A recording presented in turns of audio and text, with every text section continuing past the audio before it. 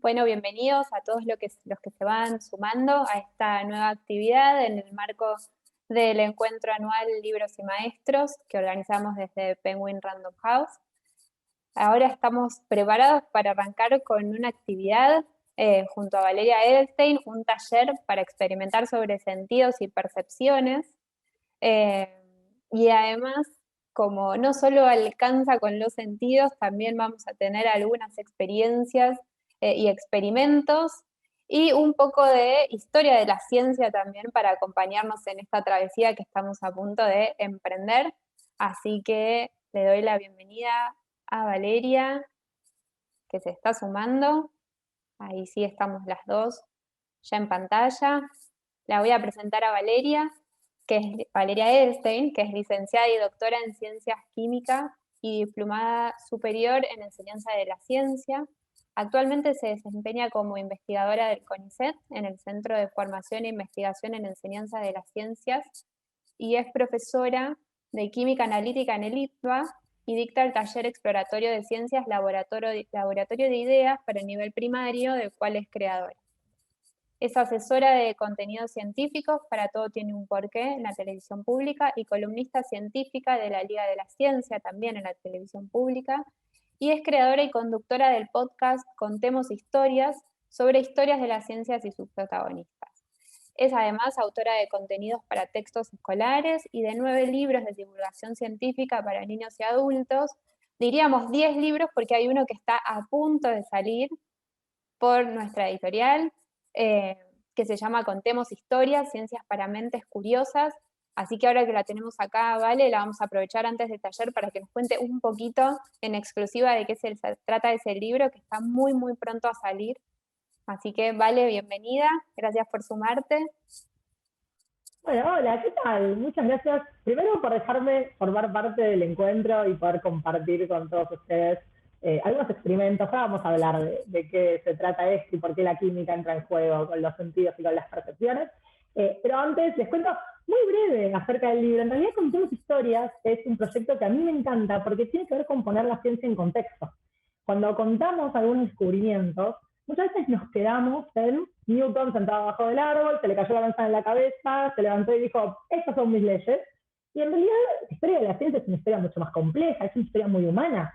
La construcción del conocimiento científico es una construcción humana y como tal, importa el contexto, importan los sesgos, importan los estereotipos y conocer esa historia no solamente a partir de los descubrimientos puntuales, sino de quiénes fueron las personas que construyeron ese conocimiento, es algo que le da otra relevancia, nos da otra perspectiva, nos permite entender que la construcción de conocimiento científico es un trabajo colaborativo, que es un trabajo que lleva tiempo, que lleva mucho tiempo, que quienes de repente tienen alguna idea, no es porque son personas increíblemente brillantes y excepcionales, no porque están montándose a hombros de gigantes. O sea, la idea es, hubo personas antes que se encargaron también de desarrollar ese conocimiento y por eso es que hablamos de un trabajo en equipo y un trabajo colaborativo, no solamente en simultáneo, contemporáneo. Bueno, yo hago investigación en química, otra persona hace investigación en física, otra persona investigación en biología, sino que es un trabajo colaborativo en el tiempo. Nosotros hoy, quienes trabajamos haciendo investigación, nos estamos basando en un montón de investigaciones previas. Conocer esa historia es conocer también parte de nuestra construcción como seres humanos. Así que darle esa vuelta de tuerca y no quedarnos solamente con los desarrollos o los descubrimientos, sino tratar de entender en qué contexto se desarrollaron, me parece que nos aporta mucho a la hora de poder también transmitir a nuestros estudiantes cómo es que sabemos hoy lo que sabemos. Algo de estar en el momento justo, en el lugar indicado. Un poco sucede eso, ¿no? En lo que tiene que ver con los desarrollos y los descubrimientos en la ciencia también. Ahora, miren, cuando ahora avancemos en el taller, les voy a contar una historia que tiene que ver con esto de lo que vos decías del momento justo del lugar indicado. Había una frase que decía Luis Pasteur, que era el azar solo favorece a las mentes preparadas. A lo largo de la historia de la ciencia hubo muchos descubrimientos que se pueden asignar al azar, lo llamamos serendipity, la palabra es hermosa. En español sería serendipia, la serendipity queda muy lindo. Y entonces, claro, lo que Pasteur decía es, sí, bueno, ocurrir estos eventos fortuitos, como por ejemplo en el descubrimiento de la penicilina por Alexander Fleming, hubo un evento fortuito, pero Fleming tuvo la capacidad de poder encontrar en ese evento fortuito material sobre el que después desarrollar ciertas hipótesis y probarlas. Entonces a eso se refiere Pascal cuando dice, bueno, el azar favorece a las mentes preparadas, a quienes pueden encontrar en esas casualidades, en ese azar, en ese evento fortuito, algo con lo que seguir trabajando y con lo que seguir investigando. Muy bien. Si te parece, Vale, te dejamos a vos, somos Dale. todo oídos para empezar con esta actividad. Buenísimo. Lo que voy a hacer es compartir pantalla, así que me van a ver en chiquitita, pero no importa. O no voy a compartir pantalla porque no me deja, porque me deja. Vamos a probar otra vez. A ver. Voy a intentar una vez más. Y les voy a compartir pantalla y les voy a empezar a contar de qué se trata esto de los sentidos y las percepciones y por qué lo podemos vincular con la química. A ver si me deja ahora. Sí, ahora me deja. Ahí está. Tenemos los errores. Y ahí deberían estar viendo toda la pantalla y me deberían estar viendo bien chiquitita. Bueno, el taller se llama Química a la Carta y es un taller que, si estuviéramos presencialmente, podríamos meter las manos a la ciencia y hacer algunos experimentos, pero lo que vamos a hacer es ir avanzando y les voy a ir contando cómo podemos hacer estos experimentos de una manera muy accesible. La idea es que después traten de reproducirlos, a ver qué pasa, y si tienen ganas, después me lo cuenten por mail, a ver cómo funcionó, si hicieron algún cambio. Pero bueno, ya llegaremos a esa parte. Para empezar, vamos a arrancar con una pregunta. Y yo les voy a pedir que piensen las respuestas, aunque sea, no me abandonen, no me dejen sola. Entonces les voy a hacer una pregunta, la piensan un segundito y voy a hacer de cuenta que me respondieron. La primera pregunta es muy sencilla, es como para entrar en calor, y es, ¿cuántos sentidos tenemos? Los seres humanos, ¿cuántos sentidos tenemos? ¿Tienen la respuesta en la cabeza? Bueno, es muy probable que hayan respondido que tenemos 5 sentidos, ¿no? Esos 5 sentidos, gusto, tacto, olfato, vista y oído. Los 5 sentidos que llamaríamos clásicos. En general, es lo que me suelen responder en las charlas. A veces hay alguien que tira 4, a veces alguien dice 6 y agrega el sentido común, pero en realidad la respuesta más estándar es que tenemos 5 sentidos. Sin embargo, y esta es por ahí la primera sorpresa con la que nos podemos encontrar, en realidad no tenemos 5 sentidos, tenemos muchos más. Ni siquiera estamos de acuerdo del todo en cuántos son, pero sabemos que son más. Por ejemplo, cuando salimos al aire libre y la temperatura está baja, somos capaces de decir seco frío. Si hace mucho calor, somos capaces de decir de valor. Esa capacidad de sensar las diferencias de temperatura también son un sentido. Tenemos receptores en la piel que se llaman termoceptores y que son capaces de sensar esas diferencias de temperatura. Así que ahí agregamos uno más. Después también tenemos el sentido del equilibrio. Eso también es un sentido. Tenemos la capacidad de sentir dolor con unos receptores que se llaman nociceptores, unos sensores que tenemos en la piel que se llaman nociceptores. Y tenemos también, por ejemplo, algo que se llama propiocepción. Es difícil de por ahí imaginárselo, pero la propiocepción es la manera que tiene nuestro cerebro de saber todo el tiempo dónde está cada parte de nuestro cuerpo. Entonces, por ejemplo, si yo les digo que se toquen la cabeza, ustedes, yo lo voy a poder hacer ahora, van a tocar la cabeza, pero no se están viendo la cabeza. ¿Cómo sabe el cerebro dónde está nuestra cabeza? ¿Cómo es que yo puedo hacer esto sin tener que estar dudando de dónde está, en qué parte del espacio está mi cabeza? Bueno, lo sabemos gracias a la propiocepción, esa noción de dónde están nuestras partes del cuerpo. Todo el tiempo el cerebro le manda información a nuestra parte del cuerpo para que hagan o dejen de hacer determinados movimientos, pero esas partes del cuerpo también le mandan información al cerebro para decirle dónde están en el espacio. Entonces ahí tenemos también este otro sentido, y de hecho es algo bastante llamativo, y muy pocas personas en el mundo que les pasa esto, pero que no tienen propiocepción. Y lo loco, como lo podemos pensar, es, imagínense que no pueden ponerse un sombrero, porque claro, en algún momento se están poniendo el sombrero, y cuando se llega a esta altura, por ejemplo, dejan de ver dónde está el sombrero, con lo cual, si no tienen propiocepción, no hay forma de que sepan dónde está su cabeza dónde están sus manos y qué movimiento tienen que hacer para poder volar. Así que tenemos más que los 5 sentidos clásicos. Estos 5 sentidos clásicos tienen un origen más histórico. Aristóteles, gran filósofo griego, en uno de sus libros de Ánima, los describió estos 5 sentidos y por eso pasaron, ¿no?, hasta nuestros días, llegaron como los sentidos clásicos, pero como les decía, tenemos bastantes más sentidos que esos 5. Algo importante que vamos a necesitar a lo largo de todo este taller es la diferencia entre 2 conceptos. ¿Sí? Yo lo voy a mencionar ahora y voy a ver que después puede ser que yo meta la pata en el camino porque lo usamos muy coloquialmente de manera intercambiable, pero quiero dejar claro cuál es la diferencia entre estos 2 conceptos. Uno es sensación y el otro es percepción. Sensación tiene que ver con, ocurre, la sensación, vamos a decir que ocurre cuando un estímulo, por ejemplo la luz, impacta sobre los órganos sensoriales. Entonces, en este caso sería impacta sobre los fotorreceptores que tenemos en la retina. Cuando eso pasa y se estimulan estos fotorreceptores y le mandan una señal al cerebro, decimos que ocurrió una sensación. Entonces, por ejemplo, podríamos decir que manchas blancas sobre un fondo celeste corresponden a una sensación. Impactaron estos fotones de luz, la luz llegó hasta nuestra retina, interactuó con los receptores, los fotorreceptores, y se mandó la señal. Percepción es la interpretación que hace el cerebro de nuestro proceso sensorial. Y no solamente de la información que le está llegando, por ejemplo, de la luz que interactuó con los fotorreceptores en la retina y que logró que se enviara una señal, no es solamente esa información la que toma en cuenta para interpretar, sino también lo que ya sabemos, nuestras experiencias pasadas, por ejemplo.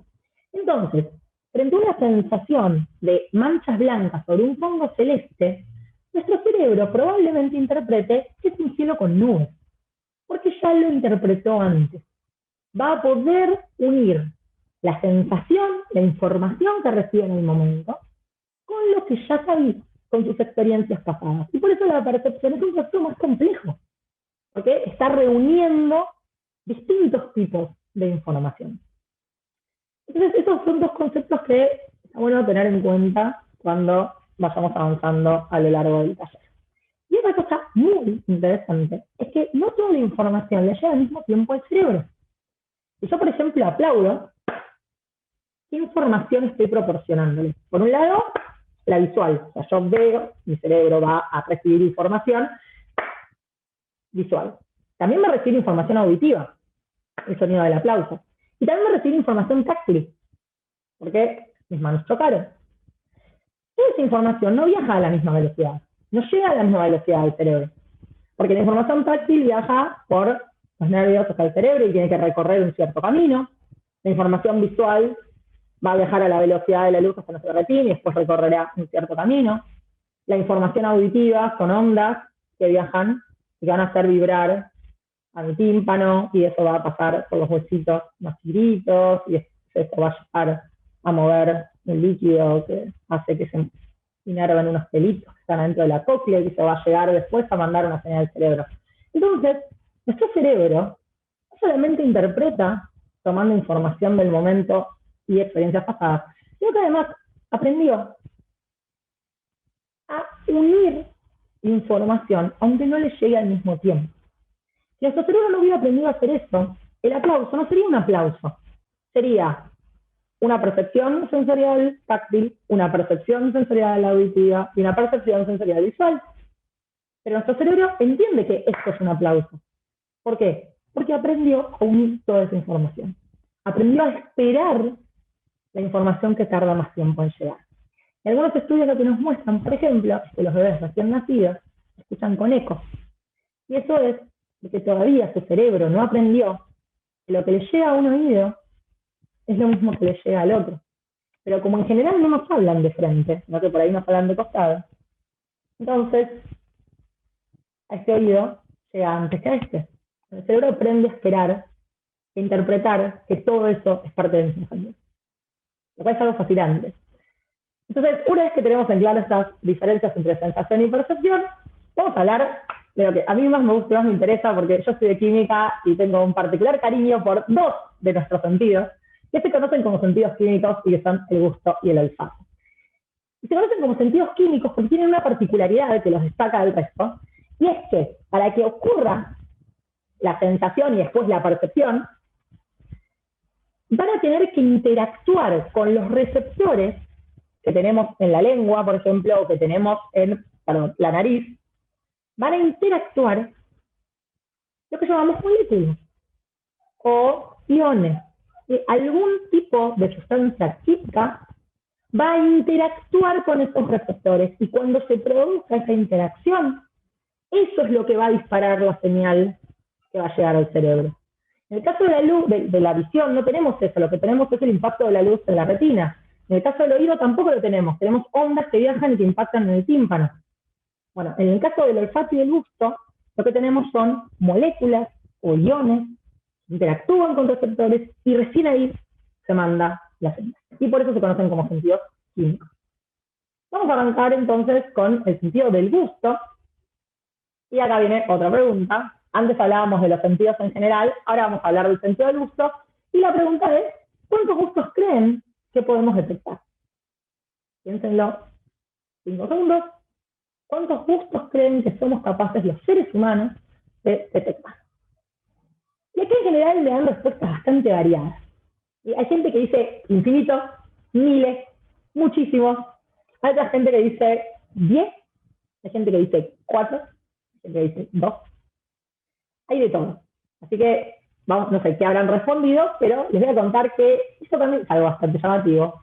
Somos capaces de detectar solamente 5 tipos de moléculas o iones con nuestros receptores del gusto.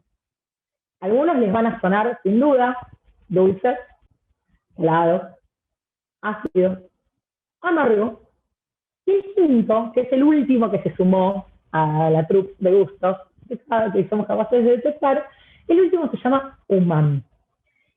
Acá, por ejemplo, a veces me preguntan, ¿y el agridulce qué onda? Bueno, el agridulce en realidad es una combinación del dulce con el ácido. Y ácido y agrio son equivalentes, no son cosas distintas.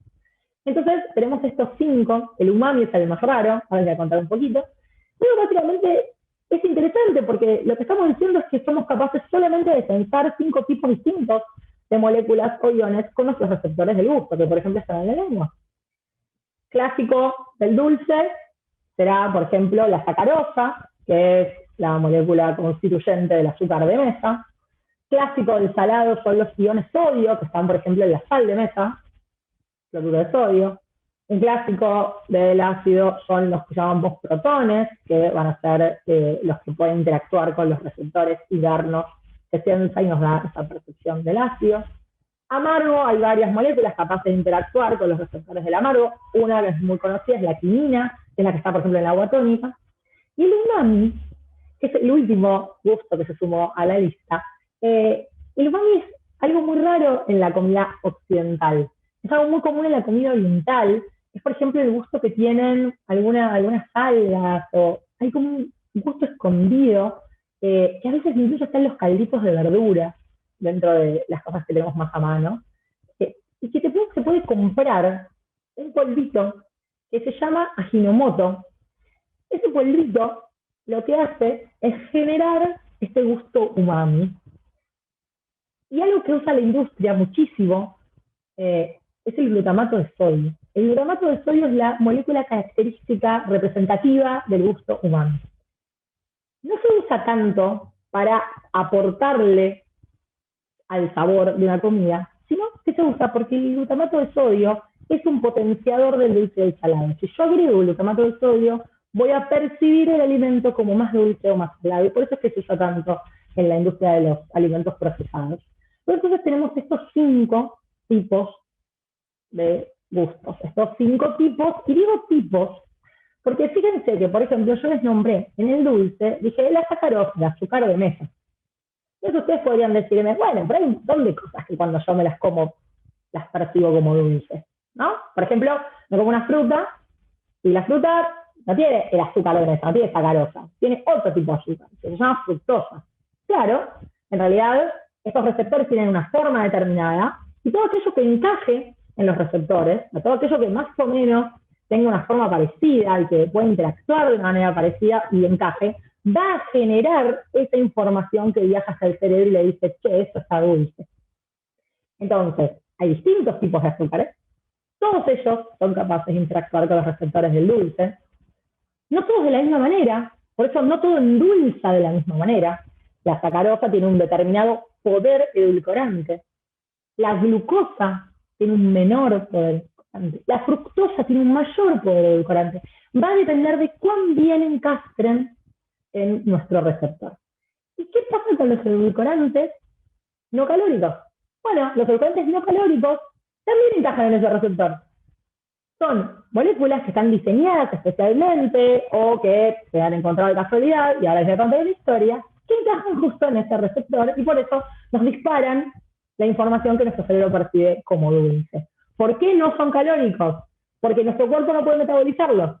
Sí pueden interactuar con el receptor, pero no somos capaces de metabolizarlos. Entonces, sí nos da la percepción en nuestro cerebro de que es algo dulce, pero pasa como si nada. Nuestro cuerpo no es capaz de aprovecharlo para obtener energía. Bueno, entonces vamos a conocer una historia que tiene dos protagonistas, estos dos señores que están acá, Aira y Konstantin. Konstantin es Konstantin Shalberg. Aira era el director del laboratorio en donde trabajaba Konstantin, que era un químico ruso que estaba viviendo en Estados Unidos. Y lo que pasó fue que una noche Konstantin llegó de trabajar a su casa, le estaba esperando su mujer con la cena, se sentó sin lavarse las manos, no lo hagan en sus casas, y partió un pedazo de pan, se lo llevó a la boca. Esto está dulce, ¿qué está pasando acá? Agarró un pedacito de carne con la mano, detrás es lo mismo, esto está dulce. Entonces le preguntó a la mujer, ¿cambiaste el condimento? ¿Le pusiste algo diferente? ¿Vos lo sentís dulce como lo siento yo? La mujer dijo, no, no para nada, para mí está como siempre. Entonces, lo que se dio cuenta Konstantin era que posiblemente se había llevado trabajo a casa, literalmente, en las manos. O quizás algo de lo que yo estuve manipulando en el laboratorio me quedó impregnado en las manos. Y entonces, ahora acabo de comérmelo y eso tiene un gusto dulce. Así que dejó todo como estaba, se fue corriendo al laboratorio y empezó a probar todo lo que tenía en la mesada. Otra cosa que no hay que hacer en su casa. Pero empezó a probar todo, por suerte no había nada corrosivo, no había nada venenoso, no había nada que pudiera intoxicarlo. Y finalmente dio con este compuesto que le daba un gusto dulce a la comida. Este compuesto era un derivado del alquitrán de hulla, que era con lo que ellos venían trabajando, tanto Aira como Konstantin, y le dieron un nombre, el nombre con el que lo conocemos hoy, que es sacarina. La sacarina fue el primer endulzante artificial y lo encontró Konstantin Shalberg como una serendipia, como una serendipia de casualidad. Claro, en ese momento escribieron juntos un artículo, Aira y Konstantin lo presentaron en sociedad, dijeron, esta es la sacarina, son estos cristalcitos, se pueden usar para poder darle un gusto dulce a las comidas, pero después, un pequeño problemita, que fue que Konstantin se cortó solo y decidió que lo iba a patentar como único autor, pidió la patente en Alemania y después también pidió unas patentes en Estados Unidos, y efectivamente lo hizo, algo que por supuesto logró que la amistad con Aira se terminara, pero finalmente, si bien no figura en las patentes, la historia terminó reivindicando el papel de Aira y dándolo como co-descubridor de la sacarina, que es este primer endulzante artificial. Pero justamente la sacarina no tiene una estructura muy parecida a los azúcares como el azúcar de mesa, como la sacarosa. Le basta con la estructura que tiene para poder interactuar con nuestros receptores del dulce y generarnos esa sensación y por lo tanto esa percepción. Y es un endulzante no calórico porque justamente nuestro cuerpo no puede metabolizarlo y aprovecharlo para convertirlo en energía. Vamos con otra pregunta. Esta pregunta es si alguna vez escucharon hablar del mapa de la lengua. Lo pregunto porque es algo que suele aparecer mucho en los textos escolares. Esta idea de que la lengua está dividida en regiones y que cada una de esas regiones es capaz de sentir un gusto diferente. El dulce en la punta, el salado y el ácido en los costados, el amargo en la parte de atrás. Y cuando apareció el umami dijeron, bueno, en algún lado hay que meterlo y lo metieron por ahí por el medio. Pero este mapa de la lengua, que se hizo muy conocido y que tuvo muchísima difusión a lo largo de décadas, desde más o menos 1940, 1950, hasta los 70, cuando una investigadora mostró que esto no era así, y sin embargo sigue contándose de esta manera muchas veces en los textos escolares, porque la refutación no llegó tan lejos como había llegado la primera idea de que la lengua sí estaba dividida en diferentes sectores. Este mapa de la lengua en realidad no es tan así. Para poder entender cómo funciona, tenemos que meternos un poquito adentro, pero antes no es un experimento. ¿Cómo se hace este experimento? Este experimento es de una manera muy sencilla. Simplemente consiste en agarrar sal y ponérsela en la punta de la lengua. Pónganse un poco de sal, vuelcan un poco de sal, se lo ponen en la punta de la lengua y me van a decir para ustedes, si son capaces de percibir el salado. Recuerden que si miramos el mapa de la lengua, supuestamente en la punta de la lengua somos solo capaces de sensar lo dulce. Entonces, no deberíamos ser capaces de sensar lo salado. Y sin embargo, si hacen el experimento, van a ver que por supuesto que somos capaces de sensar el salado. Es una manera muy sencilla de ver que el mapa de la lengua no tiene ningún fundamento. Pero cuando vamos a ver cómo funciona esto del sentido del gusto, resulta que, y esto seguramente les suene, tenemos en la lengua papilas gustativas, ¿no? Tenemos estas pequeñas pelotitas, si se miran la lengua en el espejo van a ver que hay bolitas, se ven como bolitas protuberancias, son las papilas gustativas.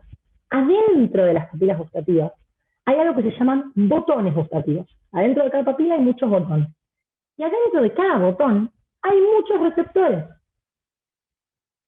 Si bien es cierto que cada receptor solamente puede sensar un gusto, hay receptores de dulce, de salado, de amargo, de ácido y de umami. Si bien es cierto que cada receptor solo sensa un gusto, adentro de cada botón hay un montón de receptores y están distribuidos más o menos de una manera homogénea. O sea que adentro de cada botón tengo una mezcla y adentro de cada papila tengo una mezcla de botones. Con lo cual, en cada papila yo puedo sensar cualquiera de los 5 gustos. Eso más o menos está bien distribuido por la lengua. Tenemos más papilas en la zona exterior, lo que se conoce como el cinturón del gusto, esta parte, y tenemos menos en el centro de la lengua, pero de vuelta, está todo más o menos distribuido de una manera homogénea. No existe este mapa de la lengua. No es que cada sector tenga un gusto diferente. El único lugar en donde sí tenemos cierta predominancia de determinados receptores es en la parte de atrás de la lengua, donde predomina el amargo, predominan los receptores del amargo. ¿Por qué? Aparentemente es una cuestión de adaptación evolutiva, es una cuestión evolutiva, es una cuestión de adaptación, porque ¿sí? Cuando en general en la naturaleza los venenos y las toxinas son amargas, entonces si alguien se comía algo amargo y eso eventualmente le causaba la muerte y no tenía ningún mecanismo como para poder decir, esto es amargo, lo escupo, entonces ese ser que se comía algo amargo y se intoxicaba y se moría no podía reproducirse y por lo tanto de esa manera se fue seleccionando a lo largo de muchísimo tiempo nuestra capacidad particular para sensar más lo amargo en el fondo de la lengua y además también tenemos una mayor sensibilidad hacia lo amargo, así que sentimos algo amargo y automáticamente nos da ganas de escupirlo y es una cuestión de supervivencia. Hay otro experimento muy lindo para hacer y prácticamente con los mismos materiales, la sal, la lengua, y van a necesitar ahora una servilleta, ¿sí? Una servilleta de papel. Lo que van a hacer con la servilleta de papel es doblarla en 4, ¿sí? Para que les quede más gruesita. Y esta es la parte medio asquerosa, pero acompáñenme porque es muy divertido el experimento. Lo que tienen que hacer es secarse la lengua, ¿sí? ¿Cómo? Apoyando la servilleta de papel, sacan la lengua, ahí se seca. Traten de no comerse el papel, que es el único problema que puede ocurrir. Se secan la lengua, mantienen la lengua afuera, no la guarden como yo, pero si no puedo hablar. Se secan la lengua, dejan la lengua afuera y se ponen, ahora sí, un poquito de sal en el lugar donde se hayan secado. Y la pregunta es si son capaces o no de sensar el salado, de percibirlo después. ¿Somos capaces de percibir el gusto salado cuando tenemos la lengua seca? Y ahora después les voy a pedir que traguen y que me digan si ahora son capaces o no de percibir el salado. Obviamente no voy a ver qué es lo que están haciendo, pero les puedo contar lo que suele pasar en este experimento. Y lo que suele pasar es que al principio, cuando tenemos la lengua seca, no somos capaces de sensar y de percibir el gusto salado. En cambio, cuando tragamos, sí. Y eso tiene que ver con la presencia de agua. Para que pueda llegar, en este caso los iones sodio, para que puedan llegar hasta los receptores, tienen que estar disueltos. Si yo no tengo agua en la boca porque me sequé la saliva, no pueden disolverse. Y si no pueden disolverse, no lo puedo sensar. Entonces, sí o sí necesito de la presencia de saliva. A través de los pelos gustativos van a entrar a las células receptoras estos iones sodio, que son los que generan la sensación de salado y por eso lo vamos a poder percibir salado. Eso por un lado. Sin saliva no puedo sensar. Pero por el otro, yo les dije después que tragaran. Y cuando tragan, pasa algo muy interesante. Yo les pregunto, ¿dónde sintieron el salado? Y en general responden que lo sintieron acá atrás, de la garganta, o en el paladar, o a veces me dicen en las mejillas. Entonces, claro, ¿por qué pudimos ahora sensarlo? Y porque no pudimos secarnos todo, solamente nos secamos la lengua. Entonces tiene sentido, había agua, se disolvió, pudimos sensarlo. Pero ¿cómo puede ser que hayamos sensado el salado en la parte de atrás de la garganta, o en el paladar, o en la parte interna de las mejillas, si las papilas gustativas están en la lengua? ¿Qué fue lo que pasó ahí? Y la respuesta es que las papilas gustativas no están solo en la lengua. Tenemos papilas gustativas en toda la cavidad bucal.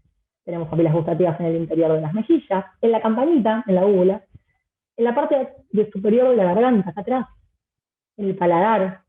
Tenemos papilas gustativas en toda la cavidad bucal. Por eso la gente que pierde la lengua por algún motivo sigue siendo capaz de sensar diferentes gustos. Entonces, dicho esto, algo importante, como detallecitos que quiero contarles, es que no todo el mundo reacciona de la misma manera frente a los diferentes gustos. Primero, no todos somos igualmente sensibles a todos los gustos. Somos menos sensibles al dulce y más sensibles al amargo, por eso que les contaba de la cuestión de adaptación. Y además, nos gusta mucho el dulce.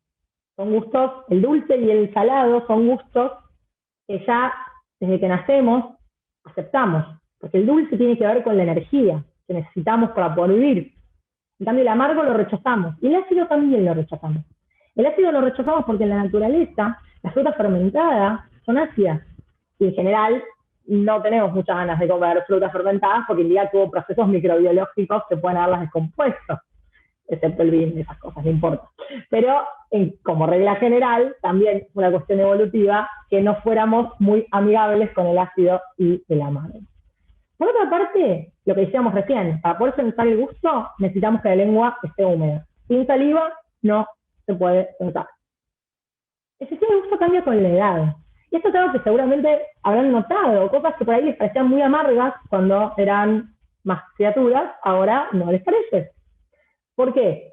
Entre otras cosas, porque nos adaptamos, porque nuestro gusto, lo que se dice, se educa el gusto, en realidad es que el cerebro se termina acostumbrando a ciertos estímulos, pero por otra, porque vamos perdiendo receptores. Algunas de las células receptoras se mueren y no se reemplazan, y vamos perdiendo esos receptores. Entonces algo que nos parecía súper amargo cuando éramos chiques, ahora no nos parece tan terrible. Es una mezcla de haber educado a nuestro gusto y también haber perdido cierta capacidad para sensarlo.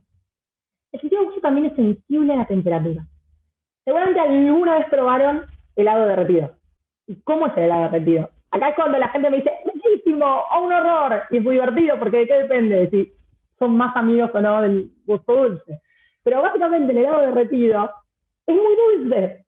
Es muy dulce porque tenemos el máximo de sensibilidad para el dulce y el salado más o menos entre 20 y 30 grados, particularmente el dulce, entre 20 y 30 grados. El helado se come frío. Si yo le pongo al helado una determinada cantidad de azúcar y en caliente o a temperatura ambiente me parece muy dulce, cuando lo como frío no me va a parecer tan dulce, porque no soy tan sensible a esa temperatura.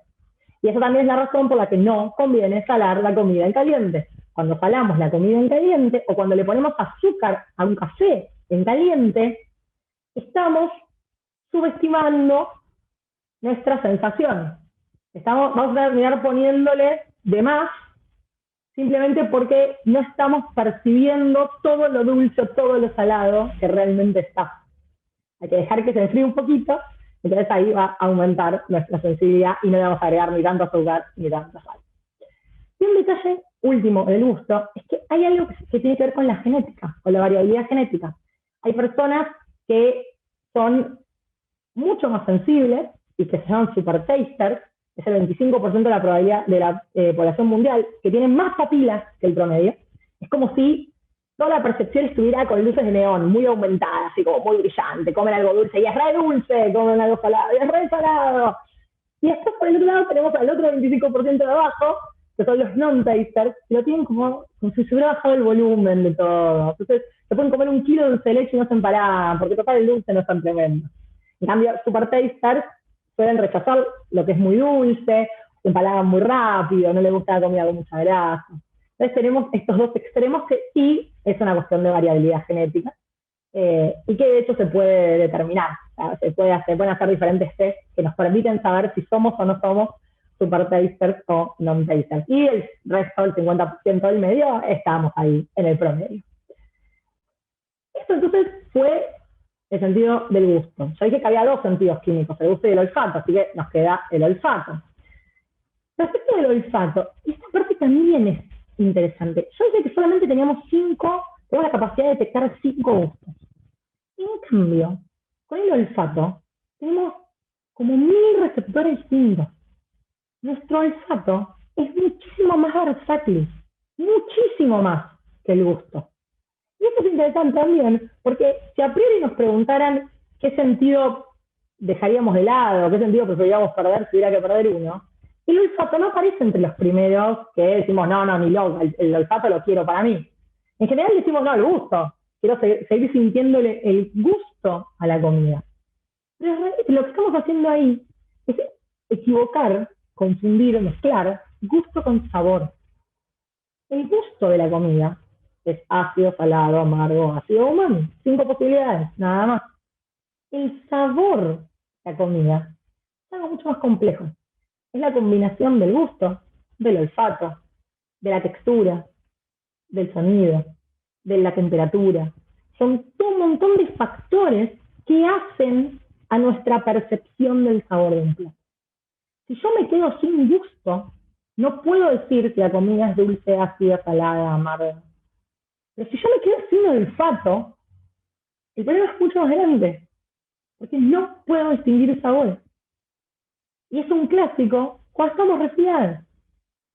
¿Por qué cuando estamos resfriados? Cuando estamos resfriados, ¿qué decimos? No le siento el gusto a la comida. ¡No! El gusto sí se lo sentimos.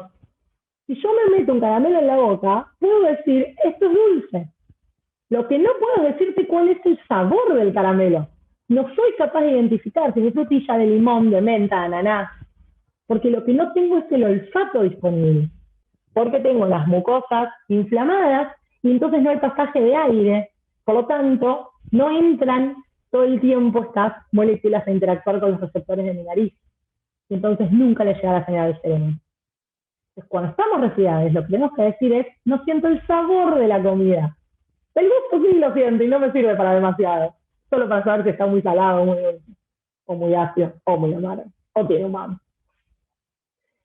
Entonces, el sentido del olfato es un sentido central. Muchas veces no le damos esa importancia. La idea es más o menos la misma que con el gusto. Tenemos receptores, en este caso son neuronas olfativas, están conectadas directamente con el cerebro, o sea, va a interactuar con un receptor, se va a generar una señal, va a llegar a nuestro cerebro. Al igual que pasaba con el gusto, los aromas también cambian con la temperatura. Y esto tiene que ver con cómo se generan los compuestos volátiles, que son los que llegan por el aire hasta la nariz. Esto está muy relacionado con cuánta cantidad de esos componentes volátiles se generan. Cuanto más caliente está una comida, más componentes volátiles tengo disponibles y más llegan a la nariz. Entonces, si yo saco una comida de la heladera, posiblemente no le sienta demasiado aroma, no perciba ese aroma, pero a medida que se va calentando, por ejemplo, cuando la cocino, enseguida ese olorcito que sale de la cocina nos avisa que la comida está como para poder alimentarnos y tiene que ver con que tenemos más compuestos volátiles que viajaron por el aire y llegaron hasta nuestra nariz. Algo parecido pasa mientras masticamos. Cuando masticamos, lo que hacemos es ir rompiendo la malla de la comida, que puede ser tejido, si es en el caso de la carne, que puede ser la malla que se forma, la red que se forma cuando hacemos pan, que cuando amasamos se forma una especie de red. Bueno, eso se va desgarrando, lo vamos rompiendo y se van liberando esos compuestos aromáticos. Entonces, de vuelta, masticamos más compuestos aromáticos que no, ahora ya no entran por afuera hasta la nariz. Ahora llegan por lo que llamamos la vía retronasal, que es el caminito que está conectado por dentro entre la boca y la nariz. Por eso a veces cuando se hacen, cuando se catan vinos, lo que se toma y se espera, y eso que se está esperando es que estos compuestos volátiles viajen por dentro de la boca y lleguen hasta la nariz. Y nos genera esta sensación y por lo tanto percepción tardía, ¿no? Este camino retronasal nos da una percepción tardía. Así como se adapta el gusto, también se adapta el olfato. ¿Qué quiere decir esto? Que si yo como mucho dulce, en un momento me empalago y dejo de sentirlo, es un esquete, pero ya mi cerebro no percibe más, listo, se terminó, esto ya no es dulce. Bueno, al olfato le pasa lo mismo. Y esto tienen que saberlo porque es un clásico entrar al aula, pleno verano, aulas atestadas, prepandemia, olvidémonos de toda esta situación, pero aulas atestadas de adolescentes entusiasmados y entramos al aula y es como un vago importante y esto fuerte, qué fuerte, abran ventana. Pero todo un rato, estamos maravillosos, acá no pasó nada, ya no distingo que haya un olor penetrante, ácido, que me está carcomiendo las entrañas. Y sin embargo, si en ese momento entrara otra persona, sí diría, este olor es tremendo. ¿Qué fue lo que pasó? Lo que pasó fue que nuestro olfato se adaptó. Se llama adaptación olfativa. Es como si se le bajara el volumen, como si nuestro cerebro le bajara el volumen a esa información. ¿Por qué? Esto también se piensa que es una cuestión evolutiva. Imagínense que estamos en medio de la sabana, pero no tenemos como un tigre, y miramos, o sea, llegamos a este lugar, miramos rápidamente, percibimos los olores, tenemos sensaciones de temperatura, ya está, ya tenemos toda la información necesaria como para decidir si nos quedamos donde estamos o tenemos que salir corriendo. Si todo el tiempo le está llegando a nuestro cerebro información redundante, todo el tiempo los olores, todo el tiempo la sensación de temperatura, todo el tiempo los gustos, si todo el tiempo recibimos esa información, el cerebro tiene que procesar un montón. Entonces, la adaptación olfativa, por ejemplo, ayuda a que baje la necesidad de procesamiento del cerebro. Y seguramente también les pasó alguna vez con el oído, cuando hay un motor, el motorcito de la heladera prendido. En un momento dejamos de escucharlo. ¿Cuándo nos damos cuenta cuando se apaga? Me había olvidado que eso estaba prendido, porque te acostumbraste, te adaptaste.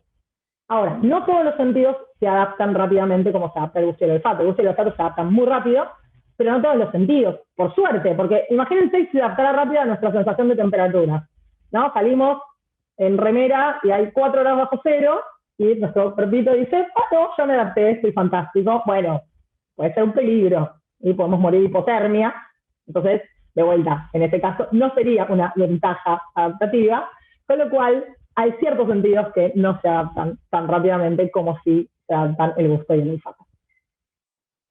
Y un experimento que podemos hacer, como les decía recién, para esto de probar que en realidad lo que no podemos distinguir cuando estamos resfriados es el sabor, pero sí podemos distinguir el gusto, es el experimento que se hace con la nariz tapada.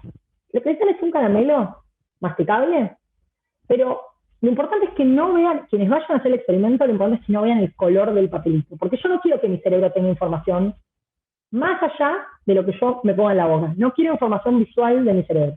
Entonces lo que van a hacer es, van a pelar el caramelo, sin que lo vea la persona que va a hacer el experimento, y una vez que está pelado el caramelo, se lo van a dar, y le van a pedir que se tape la nariz, que cierre los ojos, que se tape la nariz, y que con la otra mano se lo meta en la boca.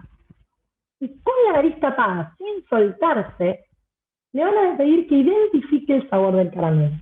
Es algo bastante impresionante, porque aún con caramelos que tienen sabores muy intensos como el de limón, es muy difícil identificar el sabor si tenemos la nariz tapada. Después de un rato le puede decir que se suelten, y en cuanto se sueltan, rápidamente son capaces de identificarlo. Entonces, no queremos dar información visual, no queremos dar información olfativa, solamente queremos que haya información gustativa. Van a ser capaces de decir si es un caramelo ácido o no, van a ser capaces de decir si es un caramelo dulce o no, pero no van a ser capaces de identificar el sabor. Y eso es lo que pasa cuando estamos resfriados. No somos capaces de identificar sabores. porque el sabor de un alimento es mucho más que el gusto. Es el gusto, el olfato, la textura, la temperatura y un montón de otras cosas más. Así que ese es un experimento que se puede hacer. Sin el olfato, como les decía, es muy difícil identificar a los alimentos. Entonces, comer, en realidad, es una experiencia sensorial compleja.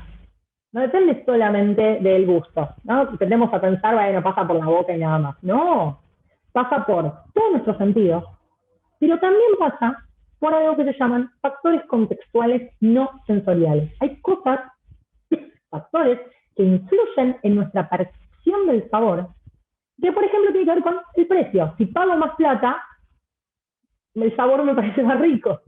Si estoy con familiares y la paso bien, el sabor de la comida probablemente me resulte más agradable, más atractivo. Si hay cuestiones éticas, no quiero comer carne, por ejemplo, si hay cuestiones de salud, si hay cuestiones comerciales, todo eso, que son factores no sensoriales, también influyen en nuestra percepción del sabor de un plato. Así que la próxima vez que vayan a comer, piensen que no es solamente lo que estamos metiendo en nuestra boca, sino todo el resto de la información que está llegando a nuestro cerebro. Y que nuestro cerebro interpreta no solamente por lo que está pasando en ese momento, sino por lo que pasó antes también. Y un clásico es la película Ratatouille. En Ratatouille, cuando el crítico malvado prueba la comida, se acuerda, ¿no? Es como la Magdalena de Proust, se acuerda de cuando era chiquito. Y eso cambia su percepción del plato. Y eso no tiene que ver con un factor sensorial, tiene que ver con experiencias pasadas que nuestro cerebro también suma a esta percepción. Entonces, para terminar, voy a contar una última historia. Esta última historia tiene otro protagonista que se llama George de Gevesi. George de Gevesi nació en lo que hoy sería Budapest, pero se mudó rápidamente cuando terminó, era químico, cuando terminó su carrera se mudó rápidamente a trabajar en un laboratorio en Gran Bretaña. Era el laboratorio a donde había que ir a trabajar si estabas más o menos por la zona en ese momento, porque era el laboratorio de Ernst Rutherford. Rutherford, que ganó un premio Nobel por su modelo atómico, y en realidad lo ganó por sus experiencias que eventualmente llevaron a su desarrollo del modelo atómico. Ernst Rutherford era la personalidad a la que había que acudir si quería seguir haciendo estudios en química, era el laboratorio para estar, y George de Gevesi, que había llegado a Inglaterra con apenas un poco de ropa en una bolsita, logró ingresar en el laboratorio de Ernst Rutherford. Pero claro, era un estudiante, no tenía mucha plata, no tenía prácticamente nada, le dijo, Ernest, amigo, necesito vivir en algún lado. Y Ernest le dijo, no te preocupes, acá cerca, acá nomás, hay una pensión, es bastante barata, yo creo que te va a servir, fíjate. Bueno, dijo George de Gevesi y se fue con su valijita al hombro hasta esta pensión. La pensión no era ningún lujo, ¿no? Lo peor no era la suciedad, lo peor no eran los gritos de la mujer que la manejaba, lo peor era la comida.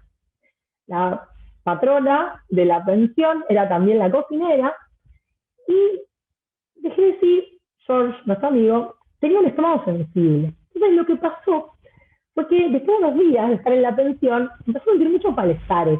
Y su sospecha era que la cocinera, cuando todo el mundo terminaba de comer en el comedor comunitario, levantaba los platos y todo lo que había quedado en los platos de los comensales se volvía a meter adentro de la olla y la comida se reciclaba y se reciclaba y se reciclaba. Pero claro, George fue, cuando fue a decírselo a la cocinera le dijo, bajo ningún concepto, ¿cómo puede decir que yo no uso comida fresca? Y casi lo echa de patitos a la calle. Entonces George dijo, bueno, ya que ella no me confiesa que está reciclando la comida, voy a hacer un experimento. Y tuve la siguiente idea. Me había prestado un poquito de torio radiactivo del laboratorio. Rutherford trabajaba con torio, estaban haciendo algunos experimentos, George dijo, me llevo un poquito de torio y nadie se entera, así que agarró un poquito de torio radiactivo, que el nombre de torio es en honor al dios Thor, agarró ese poquito de torio radiactivo y pensó lo siguiente, y fue muy astuto.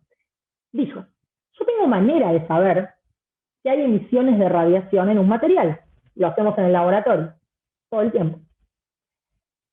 Yo le agrego un poco de torio radiactivo a mi comida. Y esta señora, agarra esos restos y los vuelve a usar en otra comida al día siguiente, o al otro, y después yo llevo un instrumento de medición y me fijo si la comida del tercer día emite radiactividad y efectivamente lo hace, tengo evidencia de que esta mujer está reciclando la comida. Y efectivamente fue lo que hizo.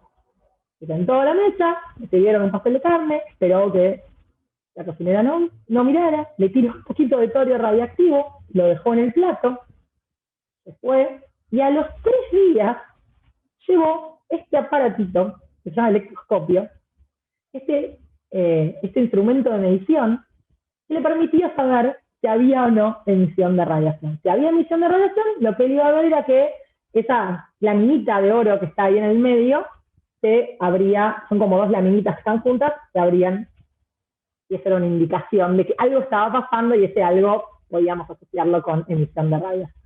Entonces GBC llevó su aparatito y cuando le salieron el soufflé al tercer día, acercó el electroscopio y efectivamente vio que las laminitas de oro se separaban y le dijo, ¡ah! Te agarré. ¿Ves que reciclas la comida? Yo tengo evidencia de que estás reciclando la comida. Con lo cual, ¿qué hizo la patrona? Lo echó de la mención. Pero no importa, porque yo dejé de decir, con esa idea, y un poquito más allá. Y dijo, si yo pude marcar radiactivamente la comida y pude hacer un seguimiento en el tiempo, puedo también marcar procesos químicos. Podría marcar reacciones químicas y ver cómo siguen en el tiempo. Podría seguir algunas moléculas en el tiempo. Y de hecho, eso hoy se llaman marcadores radiactivos y se usan, por ejemplo, para el diagnóstico de imágenes, para diagnosticar muchas enfermedades. Los marcadores radiactivos hicieron que eventualmente George Bechdel ganara un premio Nobel. Y todo gracias a la comida reciclada de la cocinera de su pensión.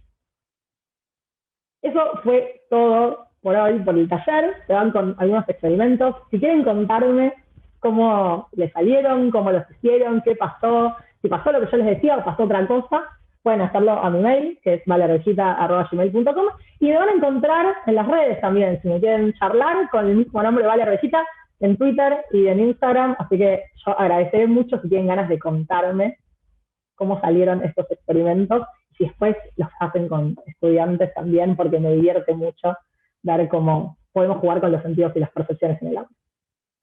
Bueno, Vale, te agradecemos muchísimo por todo esto que nos contaste. Yo no sabía que había un sexto gusto ahí, Quinto, escondido. el umami. El umami, eso. Impresionante. Bueno, te agradecemos muchísimo. Muchas de estas curiosidades que fuiste contando son las que van a encontrar en tu nuevo libro cuando salga en marzo. Así que, nada, los invitamos a todos los docentes, bibliotecarios que estuvieron hoy participando y que tienen ganas de llevar estas experiencias eh, al aula. Este libro también les va a permitir darle un poco un marco más histórico para conocer algunos de estos momentos eh, de descubrimiento. Así que, Exactamente. Hay un par de historias que, bueno, las historias estas que les conté las van a encontrar y hay algunas otras más. Algunas que son muy divertidas y otras que son muy sorprendentes, porque lo que tiene la historia de la ciencia también es que nos sorprende. Cuando empezamos a indagar, nos damos cuenta de que hay algunos elementos que son completamente sorpresivos y hay algunos otros elementos que son raros y hasta contraintuitivos. Y también nos damos cuenta, y eso lo van a encontrar además en las historias, que las personas que se dedican a la ciencia son seres humanos como cualquier otra y tienen también todos sus defectos y todas sus virtudes, y nos ayuda un poco a bajar del pedestal a quienes hacen ciencia, que a veces pensamos que tienen que tener ciertas capacidades excelsas o que están completamente inmunizados frente a algunos sesgos o algunos estereotipos. No, están ahí y son parte de esta construcción del conocimiento, y la ciencia es una herramienta valiosísima que lo que nos permite también es, a partir de sus mecanismos, tratar de entender mejor el mundo que nos rodea y minimizar estos sesgos que sabemos que están y que sabemos que tenemos. buenísimo. Bueno, muchas gracias. y nos encontramos pronto. Esperamos en alguna otra presentación o charla sobre tus libros. Muchas gracias a ustedes.